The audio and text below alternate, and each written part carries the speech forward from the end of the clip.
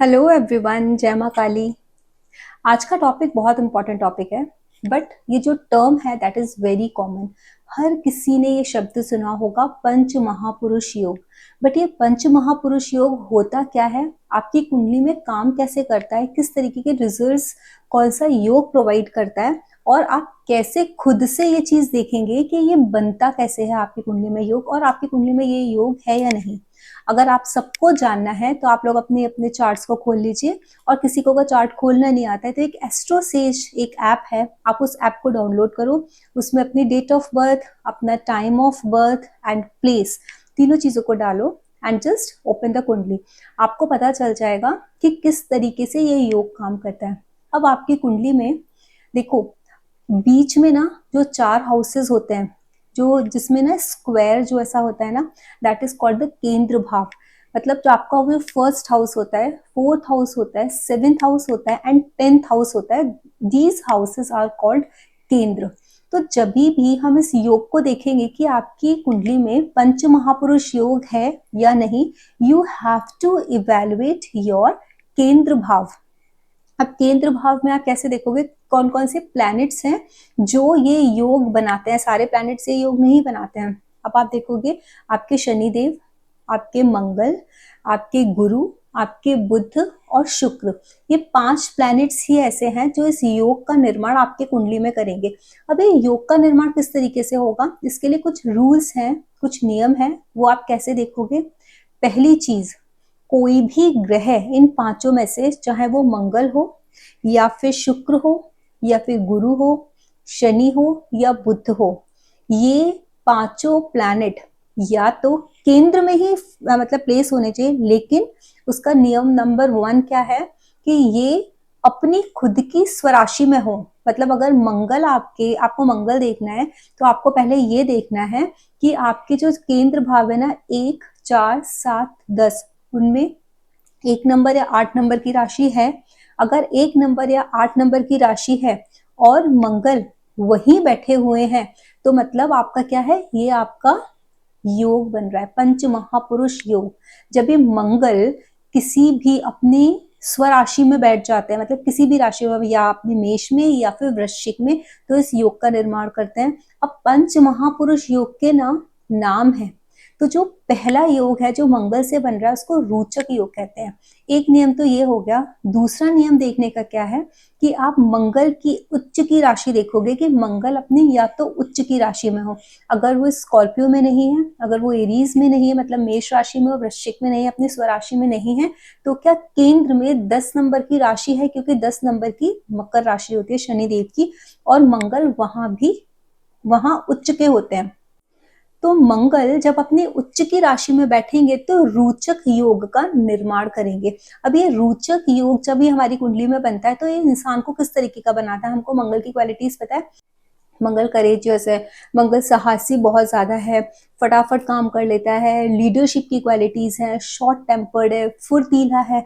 तो जो मंगल की क्वालिटीज है, मंगल किस तरीके की, आप हमको ना देखो, जब भी हम किसी भी योग को पढ़ते हैं, हम योग के साथ साथ उन राशियों को देखते हैं, भाव को भी देखते हैं।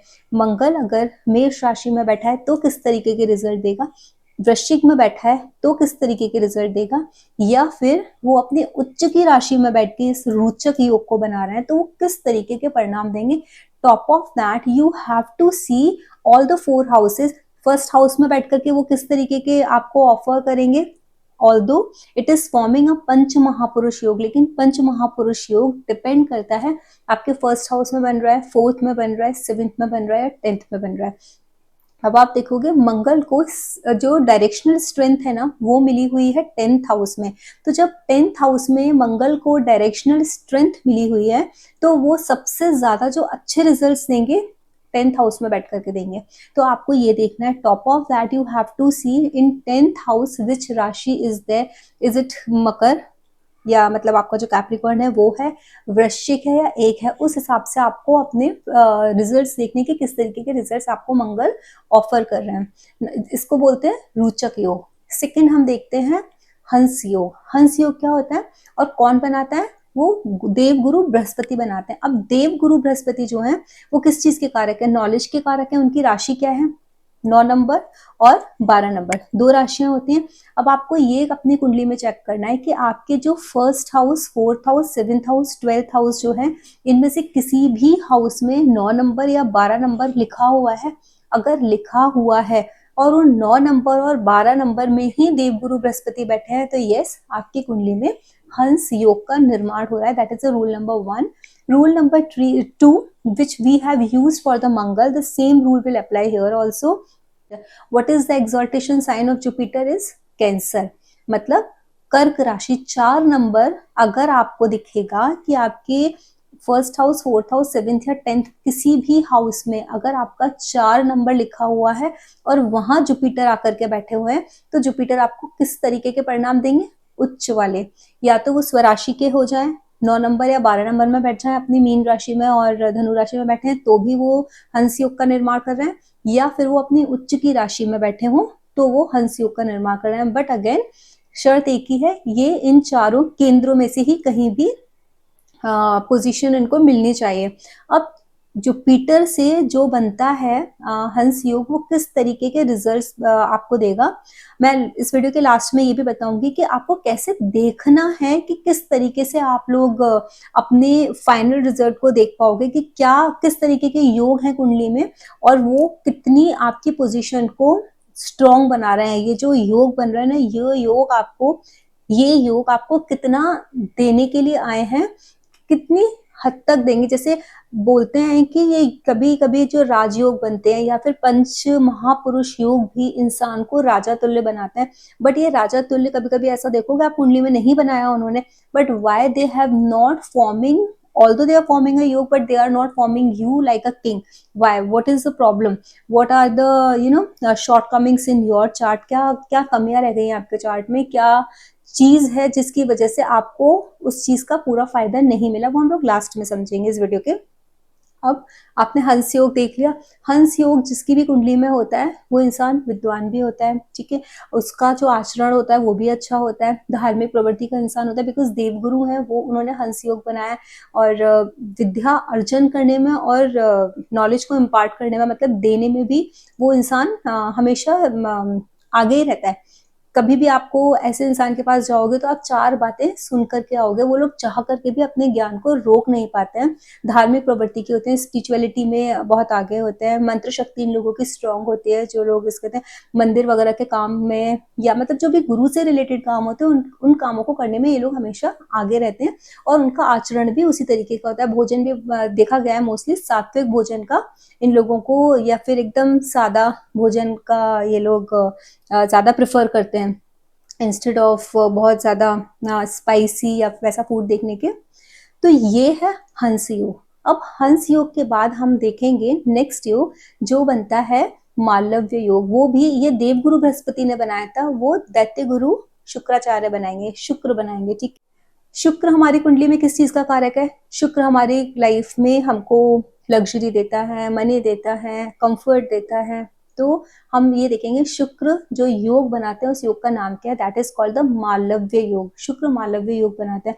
अब वो किस तरीके से मालव्य योग बनाएंगे वो देखना है। मालव्य योग के लिए वापस से सेम फॉर्मूला आप अप्लाई करोगे कि जो केंद्र है आपकी कुंडली के first, fourth, seventh and 10th houses में आइदर 2 नंबर की राशि लिखी होनी चाहिए या 7 नंबर की संख्या लिखी होनी चाहिए। अगर 2 या 7 लिखे हैं और शुक्र वहीं बैठे हैं, वीनस 2 में या 7 में बैठे हैं, तो भी ये मालव्य योग का निर्माण कर रहे हैं। और इसके अलावा रूल नंबर जो 2 है वो आप देखोगे कि जो शुक्र का एक्सॉल्टेशन साइन क्या होता है, शुक्र कौन सी राशि में उच्च के होते हैं वो राशि पकड़ोगे, वो है 12 नंबर की राशि, मतलब मीन राशि में शुक्र उच्च के हो जाते हैं। तो अगर केंद्र में 2 नंबर और 7 नंबर नहीं है, 12 नंबर लिखा है और शुक्र वहां पर जाकर के बैठ गए, तो भी ये मालव्य योग का निर्माण कर रहे हैं। अब आपको ये देखना है कि शुक्र किस चीज के कारक, हम मैंने बताया आपको स्टार्टिंग में अभी कि शुक्र किस किस चीज के कारक है। अब सेकंड नंबर की राशि मतलब वृषभ राशि में बैठ करके वो किस तरीके के आपको रिजल्ट्स ऑफर करेंगे, आपको वो देखना है। किस हाउस में बैठ के रिजल्ट्स ऑफर कर रहे हैं उस हाउस को आपको कनेक्ट करना है। जैसे मैंने बताया था मंगल का आपको स्टार्टिंग में कि मंगल को डायरेक्शनल स्ट्रेंथ मिली हुई है 10th हाउस में, तो 10th हाउस में ये सबसे ज्यादा स्ट्रॉन्ग रिजल्ट्स देंगे। और सबसे ज्यादा जो खराब रिजल्ट्स मंगल ऑफर करेंगे ना, वो 7th हाउस में अगर मालव्य योग बना रहे हैं तो खराब करेंगे, बिकॉज मंगल के लिए वो मरण कारक स्थान भी है। इसके लिए मंगल हालांकि पंच महापुरुषों में से एक योग बना रहे हैं, लेकिन अगर उन्होंने 7th हाउस में बना दिया तो वो आपको प्रॉब्लम क्रिएट करेंगे। Instead of giving you the results, better results, वो आपको रिजल्ट्स उसके कोई फायदा नहीं होगा, मिलेंगे नहीं उस रोचक योग में। रोचक योग होने के बाद भी, पंच महापुरुष योगों में से एक योग मिलने के बाद भी आपके चार्ट में उसका कोई आपको फायदा नहीं मिलेगा, बिकॉज मंगल आपके मरण कारक स्थान में, तो 7th हाउस में नहीं देगा। इस तरीके से हमको ये भी देखना है कि कौन सा प्लैनेट किस हाउस में अच्छा है, किस हाउस में वो अच्छे रिजल्ट्स आपको ऑफर करेंगे, और किस राशि में बैठ के करेंगे, किस राशि में किस टाइप के करेंगे। जैसे 2 नंबर में अगर वीनस बैठेंगे तो आपको कुटुंब से रिलेटेड, आपके वेल्थ एक्यूमुलेशन से रिलेटेड उस तरीके के आपको रिजल्ट्स ऑफर करेंगे। अगर वही वो 7 नंबर में अपनी तुला राशि में बैठ करके आपको रिजल्ट्स ऑफर कर रहे हैं, तो तुला राशि में बैठ करके जब वो ये योग बनाएंगे, तो तुला आपकी जो राशि है वो आपके ट्रेड करने की राशि है। आपने देखा है ना, तुला राशि में से तराजू है, बैलेंसिंग की राशि है आपकी। देखोगे आप, काम त्रिकोण का एक त्रिकोण आपको इसको मिलता है 7th हाउस को, सॉरी 7th हाउस को, 7 नंबर की राशि को काल पुरुष की कुंडली में। तो वहां पर आप ये चीज देखोगे कि यहाँ पर ये जो आपको रिजल्ट्स ऑफर करेंगे तो वो लग्जरी करेंगे, है ना, और प्लेजर करेंगे। उस टाइप के रिजल्ट्स आपके एम्बिशंस बढ़ाएंगे, आपके बिजनेस को बढ़ाएंगे, उस तरीके के रिजल्ट्स आपको ऑफर करेंगे। Whereas if it is sitting in the house, in the 12th rashi, अपने एक्सॉल्टेशन साइन में बैठेंगे। एक्सॉल्टेशन साइन कहाँ आता है कालपुरुष की कुंडली में? 12th हाउस में आता है। तो 12th house is the house of charity, donation, but along with it is a house of bed pleasure also। तो आपका जो बेड प्लेजर का जो हाउस है वो 12th है, और वहां पे वो एक्सॉल्टेशन में हो रहा है, और आपको केंद्र में बैठ करके उसमें पंच महापुरुष योग बना रहा है। तो आप ये सोचो कि आपकी लाइफ में उस तरीके के रिजल्ट्स आपको शुक्र ऑफर करेंगे कि you will have a very good relationship with your partner, you will have a very good marital life, because 7th house हमारा अगर काम त्रिकोण है वो, लेकिन वो हमारा स्पाउस का हाउस है, तो वहां पर बैठेंगे तो आपको बहुत अच्छे रिजल्ट्स देंगे, आपकी मैरिड लाइफ को अच्छा करेंगे, बिकॉज वो अपनी मूल त्रिकोण में भी बैठे हुए हैं, पहली बात। और दूसरा उनका क्या है कि वो 7 नंबर आपके काम त्रिकोण के, तो स्पाउस के साथ बहुत अच्छा रहेगा। इसी तरीके से अगर 12th नंबर में एक्सॉल्टेशन साइन में बैठेंगे तो उस तरीके से जब भी ये मालव्य योग बनेंगे, हर किसी की कुंडली में बन रहे हैं, आप देखोगे कि अगर आपके घर में 7 या 8 लोग रहते हैं, या एक पूरी फैमिली है, उसमें से 3 या 4 लोगों के या 2 लोगों के ये योग बन रहा है, पंच महापुरुष योग है, बट वो सबको अलग अलग रिजल्ट्स दे रहे हैं, because they are forming a different yoga. Yoga same है, लेकिन अलग अलग राशि में उन्होंने योग बनाया है, इसकी वजह से वो अलग अलग, और अलग अलग घरों में बनाया है, इसके लिए वो अलग घरों में रिजल्ट देते हैं। हम लोग एक बार ये ऐसा सोच लेते हैं ना, डिफाइन कर दिया गया है कि ये पंच महापुरुष योग है और ये योग आपको ये पर्टिकुलर रिजल्ट दे देगा, ऐसा नहीं होता। वो आपको पर्टिकुलर जो स्पेसिफिकली लिखे हुए हैं, फिक्स्ड रूल्स हैं, वैसे रिजल्ट्स नहीं देगा कि ये है तो ये यही देगा।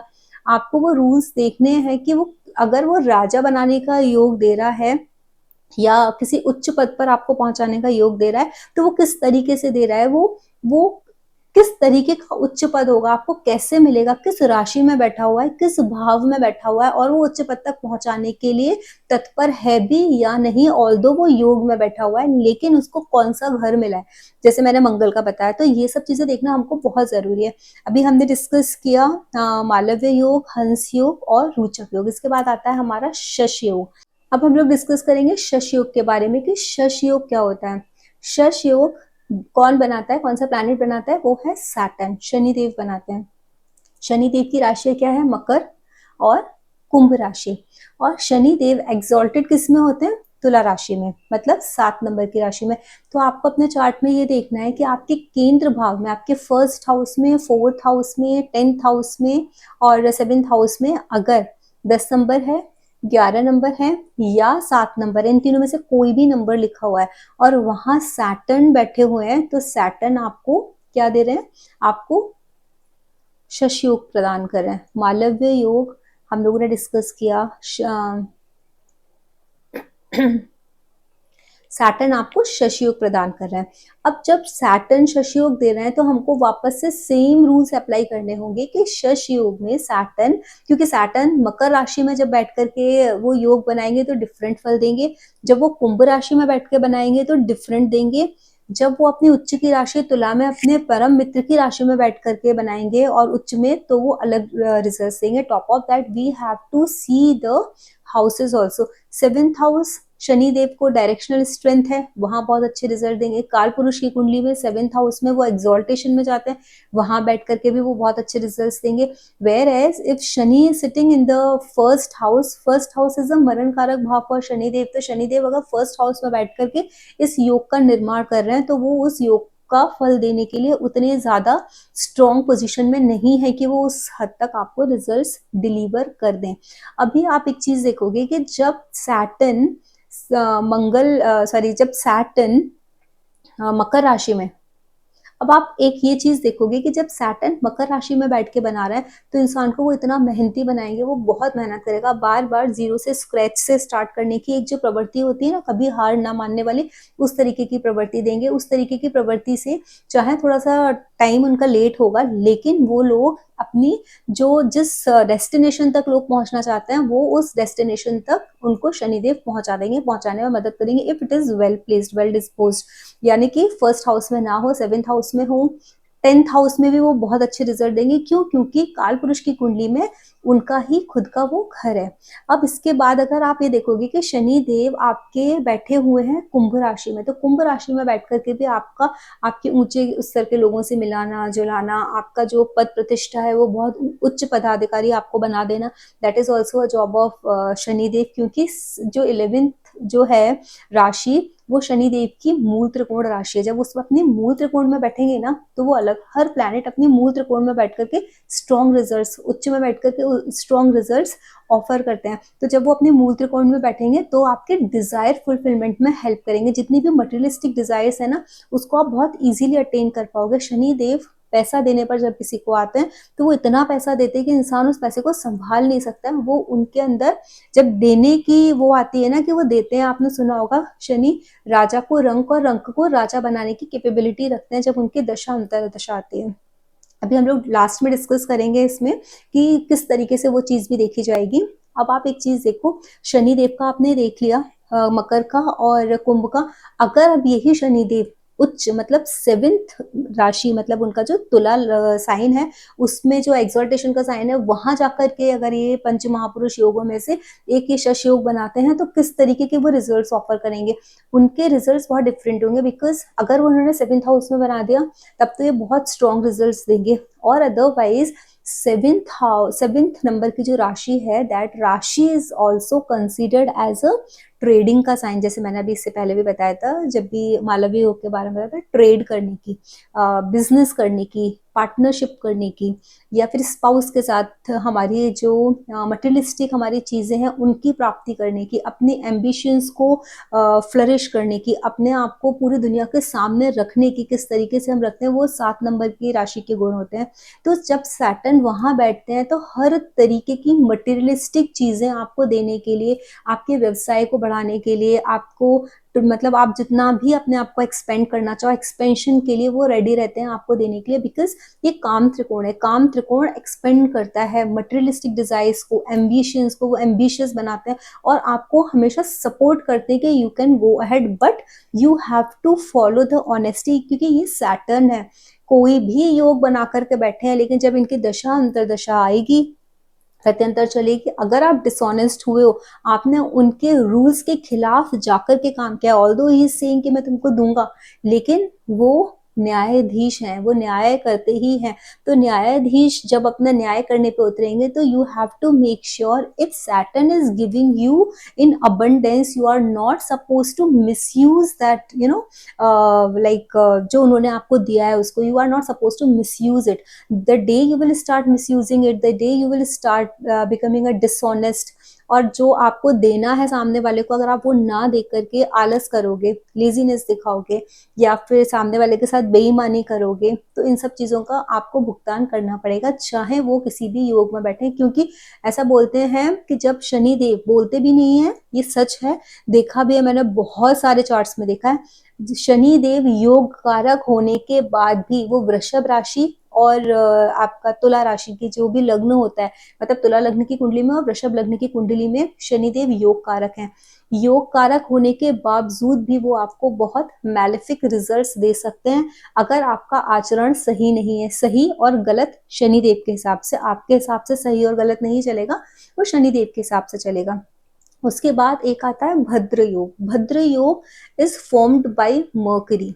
मर्करी की दो राशियां हैं, 3 नंबर और 6 नंबर, मतलब मिथुन राशि और कन्या राशि, जेमिनाई और वर्गो। जब भी केंद्र में 1, 4, 7, 10 में आपको 3 नंबर और 6 नंबर राशि मिल जाए तो आप ये समझ लो, और वहां पर मरकरी खुद आकर के बैठ जाए, तो आप समझ लो आपकी कुंडली में भद्र योग है, विच इज आउट ऑफ 1 पंच महापुरुष योग।